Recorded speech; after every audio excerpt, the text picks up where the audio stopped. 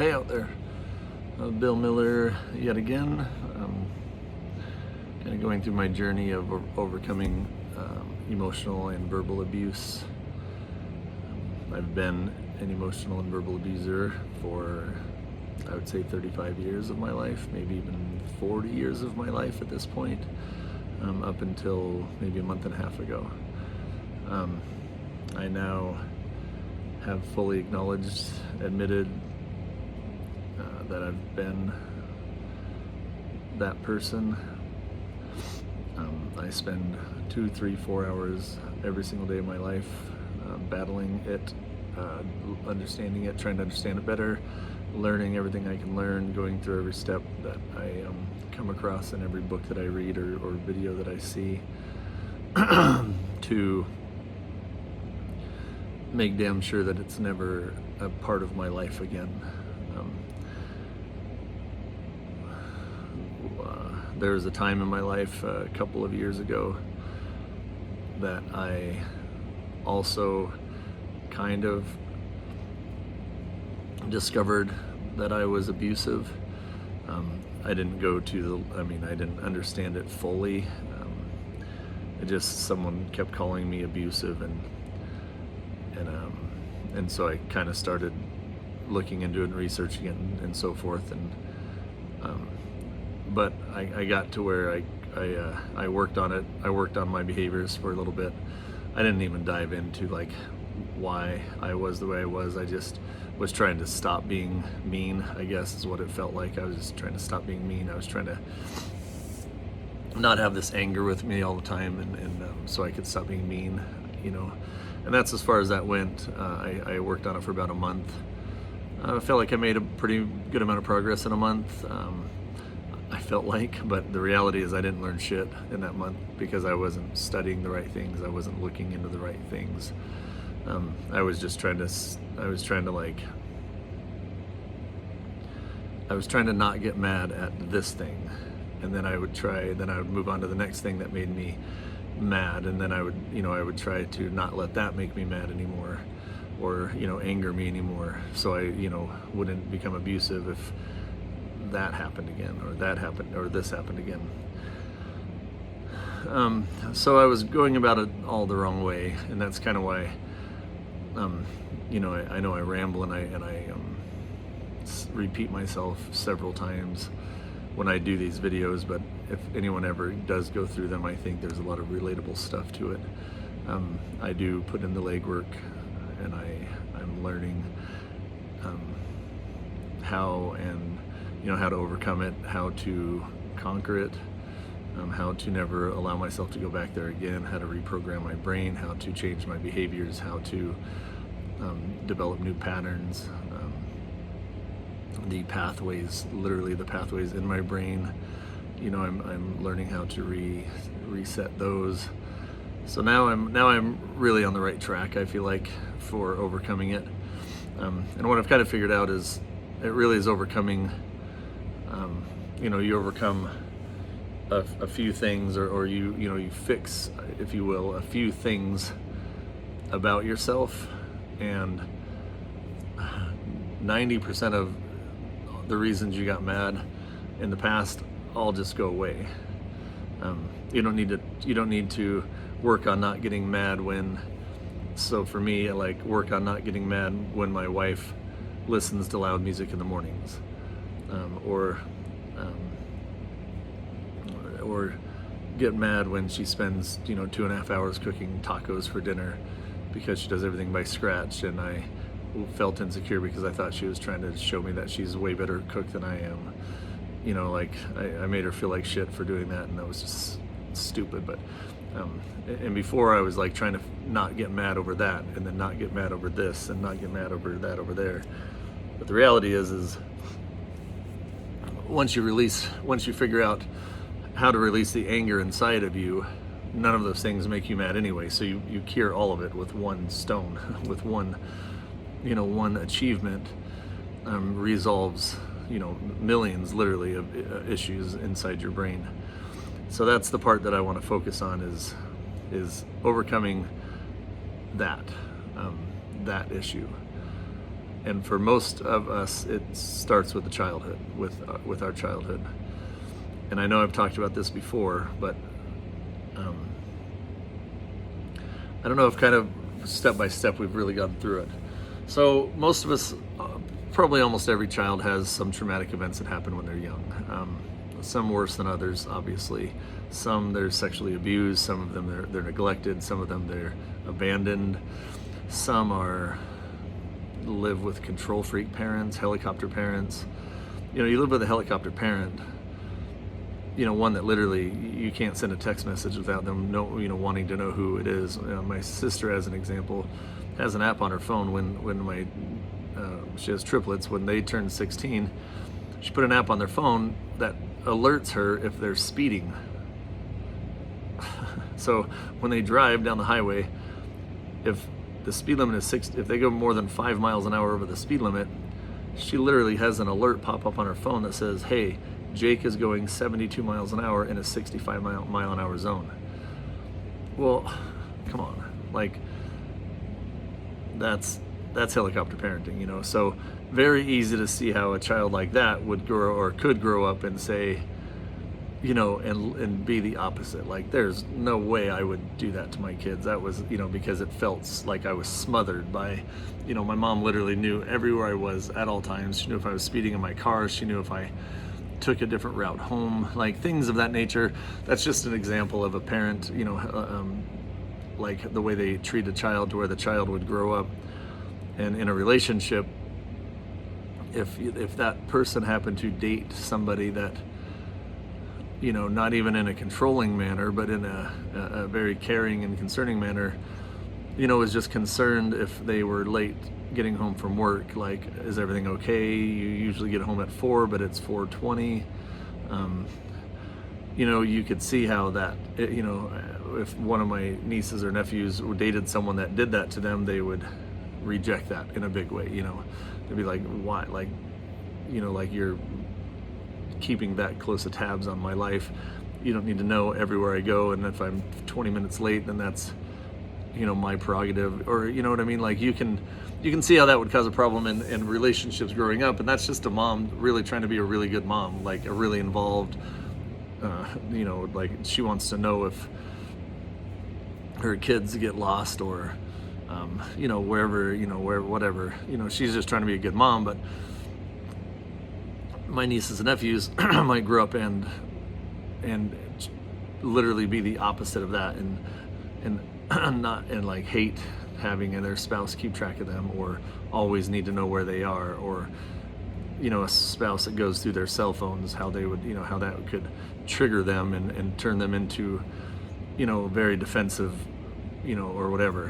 Whereas someone that was neglected, they would probably welcome that with open arms, like someone paying enough attention to them that they notice when they don't show up, home from work on time or whatever, So you can kind of see like that, understanding yourself and how your childhood affects you, and has a change, molded you into who you are, has everything to do with you being able to accept the way your spouse treats you at face value versus feeling, it's called a false belief.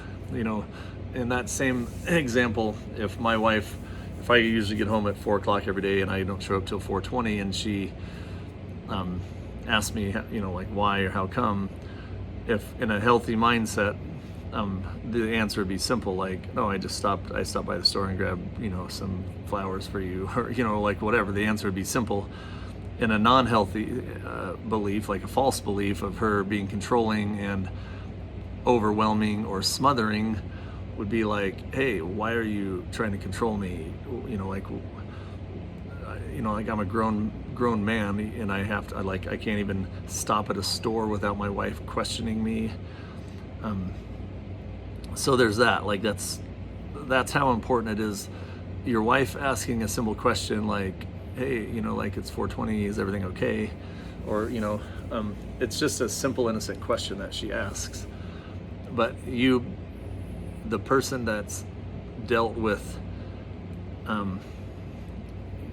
their childhood issues that they had with their parents or whatever they were can literally take that question at face value and just answer it, like straight up answer it. And if it is something that, you know, you'd prefer to not feel smothered or whatever, then you'd be able to communicate that with your wife as well. Like I know you don't mean it in a negative way, but like, I was so smothered by my parents growing up or my mom growing up, it just triggers me that, you know, if I'm 15 minutes off my normal schedule, I'm now getting grilled or questioned as to where I was and why, or, you know, and your wife would be understanding of that, you know, because you explained to her, like, I, you know, went through that as a child and it was very traumatic, and I grew to hate it with a passion.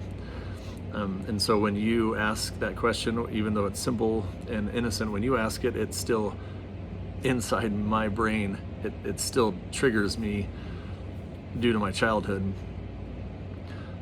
You know, like, she would be a little more understanding of that if you were just able to like convey that message to her, or, you know, like, teach her a little bit about your childhood and why you are the way you are, versus just getting mad and saying, you know, I'm a grown-ass man, it's none of your business or whatever. It is her business, for one, but you taking things out on her because you haven't dealt with your own issues is very damaging to a relationship. It turns into, now she's afraid to ask where you are, you know, like, she should have every right to ask where you are, and you should have every right to ask where she is at any given time. And if it's a healthy relationship, neither one of you would ever have a problem answering the question, like, I'm here right now, I stopped by a friend's house, I stopped by the store, I'm getting gas, I'm washing the car, I'm vacuuming the car out, I'm doing whatever you damn well want, you know. And if, you know, but if you carry all this stuff with you from your childhood and you don't deal with it and process it because you just say, no, like, that doesn't bother me, that was my mom, I'm not like my mom or whatever, well, now you blow up or you get angry with your wife for asking that simple question. So then the next time she's wanting to ask a question, she's afraid to, because she doesn't want to get her head bitten off for asking a question. And then it you know, it's just a way of controlling her in a very unconscious way. You're just actually protecting yourself, you think, or you're protecting yourself, but you're really protecting this hidden fear or anger that you've carried with you your whole life from your childhood, and you're keeping it with you, and now you're involving your wife in that.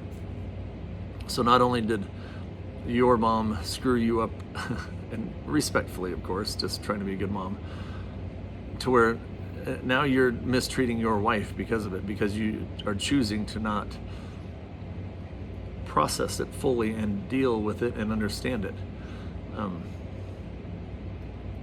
So not dealing with your things as a child, or dealing with them as a child, literally almost every time will make or break your relationship. It's almost impossible to, if you don't deal with it, you know, whatever turns you into that angry person, now before long she's going to be afraid to ask you any questions, because, you know, because you bite her head off because of something your mom did to you when you were a kid. And now she's going to be unhappy, like your wife's going to be unhappy, or your spouse, you know. And so the question then kind of becomes, well, what all do I have to deal with? And that's what I've been going through. And it's been probably the hardest thing for me to both figure out and to accept. I've talked, you know, in most videos about my sister being kidnapped. That's a big one. That's a doozer, you know. That is something that needed to be dealt with. Obviously, no questions asked. That fucked me up for my whole life. I put up the biggest walls, you know, any child could put up, and they followed me my whole life until recently.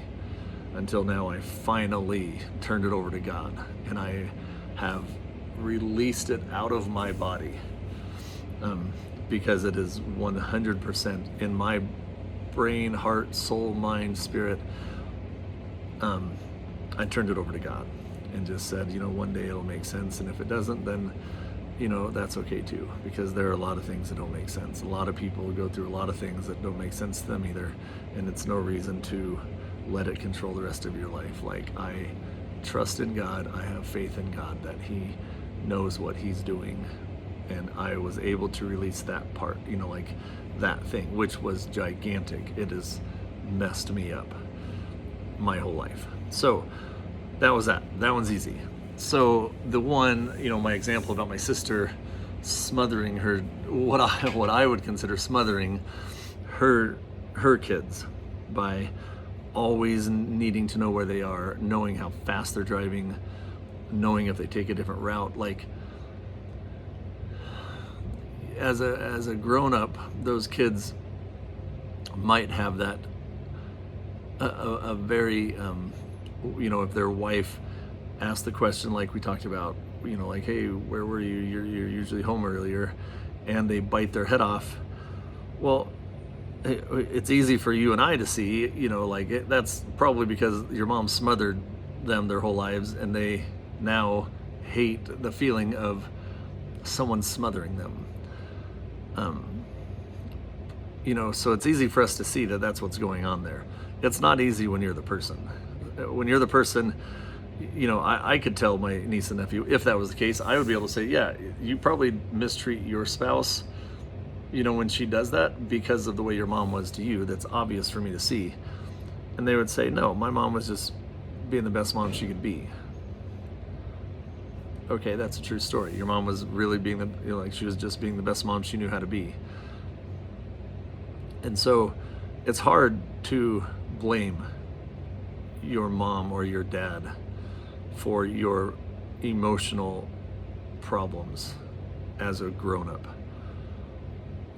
So in that instance, in that example, those 3 kids, it would be very hard for them to say, yeah, that messed me up, because it was just their mom being a very loving and caring mom. They could easily convince themselves of that, and probably do or did, or have. Even if they do lash out at their spouse over, them trying to be controlling or smothering. So that's the challenge. Like that part's hard.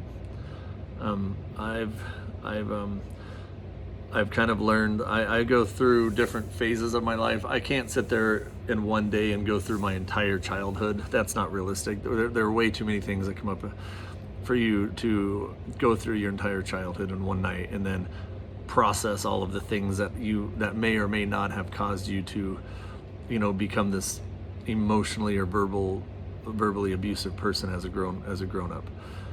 You can't do it all in one day. Number one, you're not going to remember your whole life in one day. And number two, it's way too much. It's way too much. It took me a week to figure out how to process my sister being kidnapped, because I'm not going to forgive the person that did it. Like, some things you just forgive, but I'm not forgiving that. You don't forgive someone that kidnaps a child. Like, that's not a thing. So for me, it took a long time to figure out, how am I going to forgive that? And oddly, that one, like I said, is easier to do because there's an actual villain.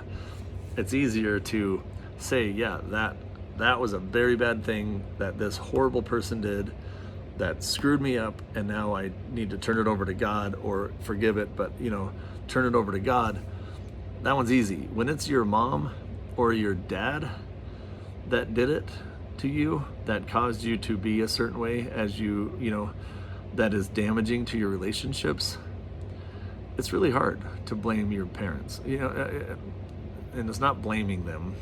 It's really hard to accept the fact that the way they treated you is the root cause of you behaving a certain way as a grown-up.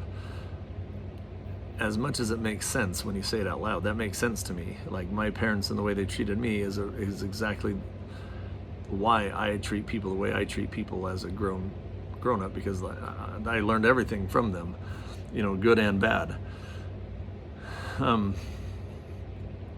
But it needs to be done, and it doesn't need to be done you don't need to tell your dad or your mom, like, hey, you screwed me up. Like, you doing that screwed me up as an adult, and because of you, I have emotionally or verbally abused, my wife. Like, they don't need to know that. Like, I don't believe they do. You might, the book I'm reading now, she actually says if it's something that your parents would be willing to talk to you about, it might be worth talking to them about it, just to get their perspective on things and to let them know, like, hey, this is kind of how that affected me. But yeah, my mom, I couldn't do it to my mom. No way could I do it to my dad. And so my dad passed away, 15 years ago now or so. But going through my childhood, like, there's another, when I was 13 years old, when I was after my 8th grade year, but before my 9th grade year, my dad and mom kicked me out of halfway through my 8th grade year.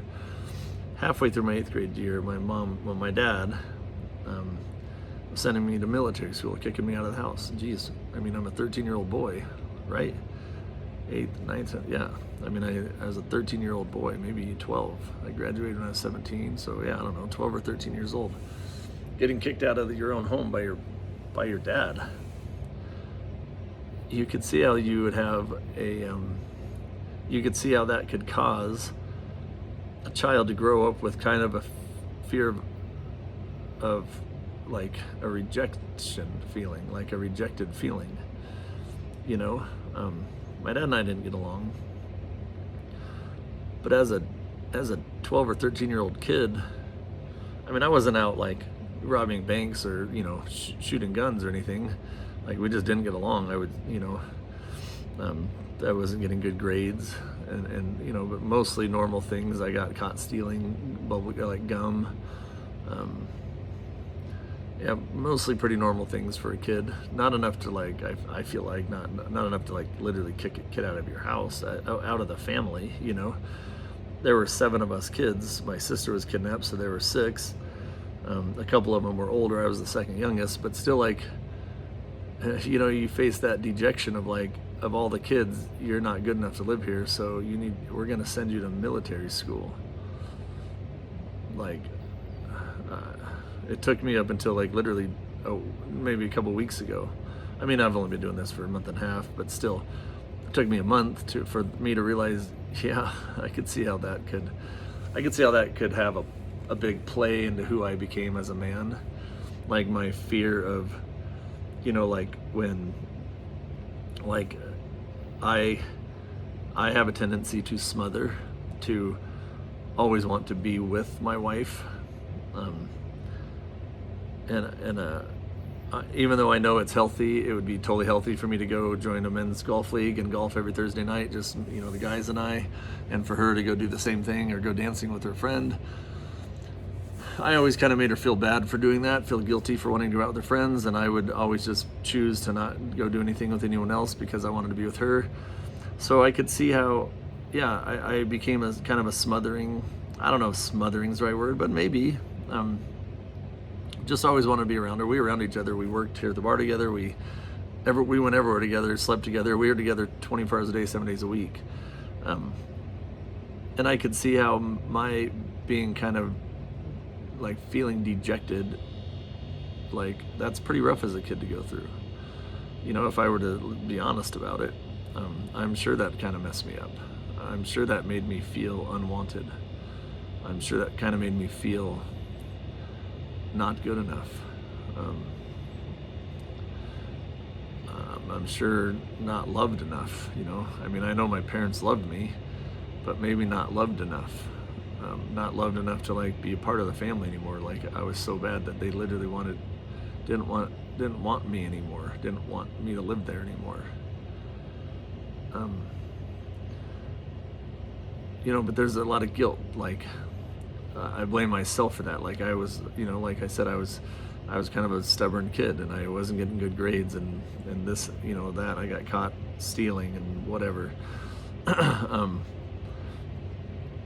So I blame myself because it's hard to blame your parents. Like, it's hard to, my dad's passed away, and how much of a like cheap shot is it for me to sit here as a grown man now and blame my dead dad for fucking up my life, It just didn't feel right to me. And so I didn't blame him.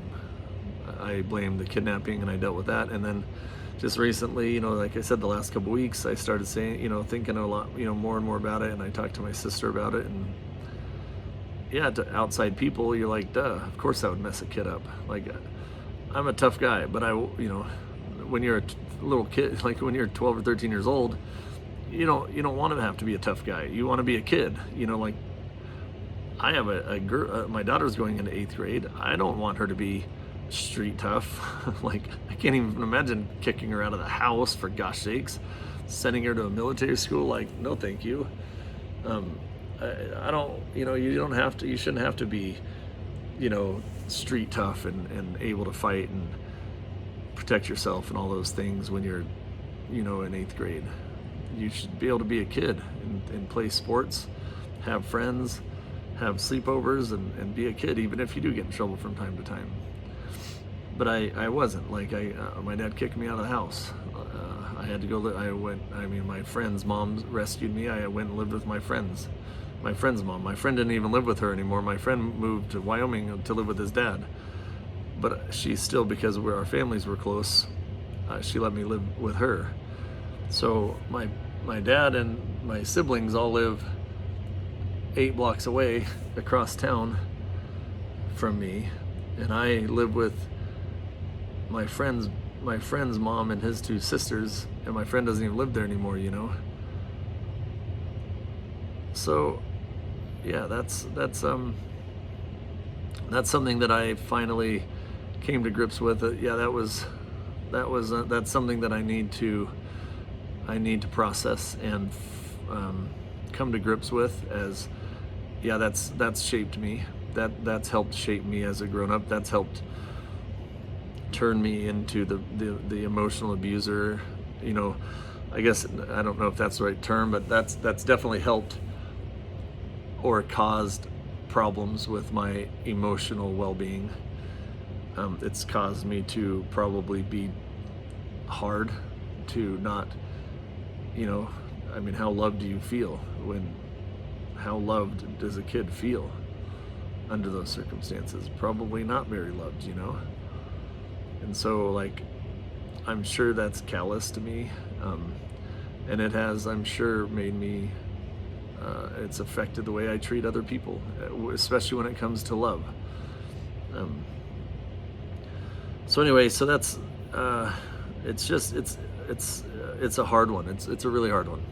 And I'm understanding more and more when Austin James says, it might take you a year or two to completely get over this. I think in year 4, he finally was able to say, I am absolutely not an abusive bone or fiber in me. He's like, I can say that with confidence. There's not one part of me that will ever be abusive again, because it's just not in me. I've dealt with everything I need to deal with. And he easily could say that. And that was like after 4 years. I feel way better than I've ever felt in my life, because I'm actually learning and processing and doing all this stuff. But I'm starting to understand why it takes so long, because there's a lot to it. And now, like, I'm really just on my second biggest one, and that's the rejected or dejected feeling. The time I went through. And then when I was in 10th grade, my dad tried to hit me. He didn't. Like, I blocked it, which made him really mad. But yeah, like it's, when you're a kid that's kind of worried about being physically abused by your dad, again, I could see how that could, kind of shape me into who I became as a grown man. So that's something that's also going to need to be processed. And anyway, I'm sure you can see the importance of it all, like how all of these things as a child come with you. Like, they stick with you until you deal with them. They don't just go away. They just don't. And like I said, the simplest ones can totally determine who you date, and if who you can marry and who you can't marry. If you deal with them and become healthy, and you put all the things and forgive what can be forgiven and put the rest behind you in your own ways, like, you know, turn it over to God or whatever the case is, then yeah, it opens the door for you to be able to be treated in any healthy manner and take it just fine, and not, you know, have all of these things come up from your childhood and that turn you into an abusive person. That's that. So that is something, yeah, I would seek help on how it all works, how to do it with all of this stuff. I'm just kind of chronicling what I'm going through on each individual day, but I strongly encourage looking up books and reading books and finding YouTube videos that with people that are a lot smarter than me, can help you kind of, you know, guide you through the step-by-step stuff. But please just see the value in all of it. If you really want to overcome it, then don't take any shortcuts and just deal with everything that you need to deal with. So when God brings the love of your life into your life, or if she's already there, you know what to do, you know how to treat her, and you never ever let her go. All right, until next time.